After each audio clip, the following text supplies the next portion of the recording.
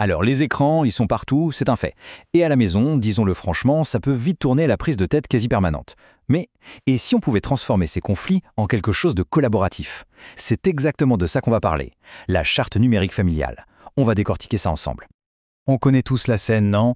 Les négociations qui n'en finissent plus, les frustrations, ce stress qu'on sent dans l'air dès qu'on aborde le sujet du temps d'écran. C'est une sorte de guerre silencieuse qui, au final, épuise absolument tout le monde, les parents comme les enfants. Bon, l'idée, ce n'est surtout pas de diaboliser la technologie, hein. Elle fait partie de nos vies. Le but, c'est plutôt de lui trouver sa juste place. Et la charte numérique, eh bien c'est exactement ça. C'est un accord, un pacte familial si on veut, pour construire ensemble une relation plus saine, plus consciente avec tous nos appareils. Alors, comment on s'y prend pour construire cette fameuse charte? On va suivre un plan en 4 étapes. D'abord, on va voir pourquoi cette approche marche aussi bien. Ensuite, on regardera les principes de base, le socle. Après ça, on plongera dans une boîte à outils super pratique. Et on terminera avec le plus important, comment la mettre en place et la faire vivre sur le long terme. Voilà, la question qu'on peut se poser, c'est pourquoi une charte? Pourquoi ne pas juste imposer des règles, point final? Eh bien la réponse, elle tient en un changement total de perspective, on arrête le conflit, on passe à la collaboration. Et là, attention, c'est peut-être l'idée la plus forte de toute la démarche. C'est tout bête, mais ça change tout. On arrête de parler de règles qui sonnent hyper autoritaires et on parle d'attentes. Une attente, c'est quelque chose qu'on construit ensemble, un objectif commun. Franchement, une règle, ça donne presque envie de la contourner, non? Alors qu'une attente qu'on a créée à plusieurs, ça donne envie de s'engager.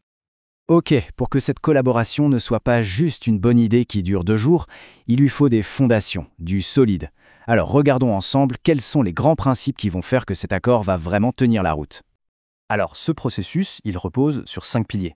D'abord, tout le monde met la main à la pâte. Même les plus jeunes, chacun a son mot à dire. C'est la contribution. Forcément, ça amène au compromis, on n'est pas là pour gagner un débat. Très important aussi, le renforcement positif, on célèbre les réussites. Et puis point super important, les conséquences en cas de non-respect, elles sont aussi décidées en famille, et bien sûr tout ça s'effondre si les parents ne montrent pas l'exemple. Et ça, c'est vraiment un point crucial à comprendre. La charte, ce n'est pas un truc gravé dans le marbre. Pas du tout. C'est un document qui respire, qui vit. Pensez-y, les besoins d'un enfant de 8 ans n'ont rien à voir avec ceux d'un ado de 14. Donc c'est logique, la charte doit évoluer en même temps que la famille pour ne pas devenir obsolète. Bon, on a vu la philosophie, les grandes idées. C'est bien beau tout ça, mais concrètement, on fait comment? Comment on met ça en place? Eh bien, c'est là qu'intervient la fameuse boîte à outils.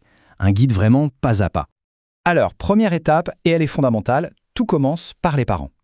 Avant même de parler aux enfants, ce premier outil est là pour aider les adultes à se mettre au clair entre eux, sur leurs valeurs, leurs objectifs. C'est la base pour pouvoir présenter un front uni et cohérent, sinon ça ne marchera pas.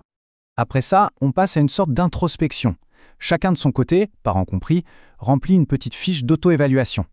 Le but, c'est pas de se noter ou de se juger, c'est juste de prendre un moment pour réfléchir à ses propres habitudes, à ce qu'on ressent, avant la grande discussion tous ensemble. Et cette fiche, elle va plus loin que la simple question « combien de temps ?» Elle aborde des sujets vraiment essentiels. La sécurité en ligne, la vie privée, mais aussi la pression sociale, cette fameuse FOMO, la peur de rater quelque chose. L'idée, c'est de déclencher une conversation qui parle des émotions et pas seulement de compter les minutes. Et voilà, on arrive au grand moment, la réunion de famille. Pour éviter que ça parte dans tous les sens ou que ça finisse en règlement de compte, ce guide est là pour donner un cadre. Il propose des questions structurées pour être sûr qu'on aborde tous les sujets importants, mais dans le calme. Une question comme celle-ci, ça change complètement la donne. Au lieu du classique « t'as droit à combien de temps ?», on te demande « quelle relation est-ce qu'on a envie de construire, tous ensemble, avec la technologie ?» On n'est plus du tout dans le contrôle, on est dans la co-création d'une vision commune. Et finalement, pour que toutes ces discussions ne s'envolent pas, pour que ça ne reste pas que des belles paroles, il y a ce modèle de charte. C'est l'outil qui permet de mettre noir sur blanc l'accord. On peut le voir comme le contrat familial. Un document qui rend tout ça clair, visible, officiel pour tout le monde. Ce modèle, il est super utile pour passer des grandes idées à des actions concrètes.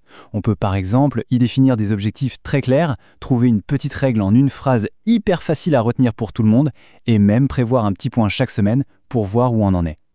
Ça y est, la charte est créée. C'est déjà une super victoire.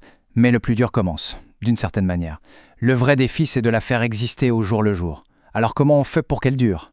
Pour éviter que la charte finisse au fond d'un tiroir, il y a quelques astuces clés. La première, on l'affiche. Bien en vue dans la cuisine par exemple. Ensuite, on se prévoit des rendez-vous réguliers. Un petit bilan pour l'ajuster si besoin. On se souvient toujours que c'est un document vivant. Mais honnêtement, le truc le plus important, c'est l'engagement des parents. S'ils ne jouent pas le jeu, personne ne le fera. Finalement, la plus grande victoire de toute cette démarche, ce n'est peut-être même pas la charte en elle-même. C'est la nouvelle qualité de dialogue qu'elle installe dans la famille. Un dialogue où on s'écoute, où on se respecte. Du coup, la vraie question, ce n'est plus quelles règles imposer, mais plutôt quelle sera la première conversation à avoir pour commencer à construire ça ensemble.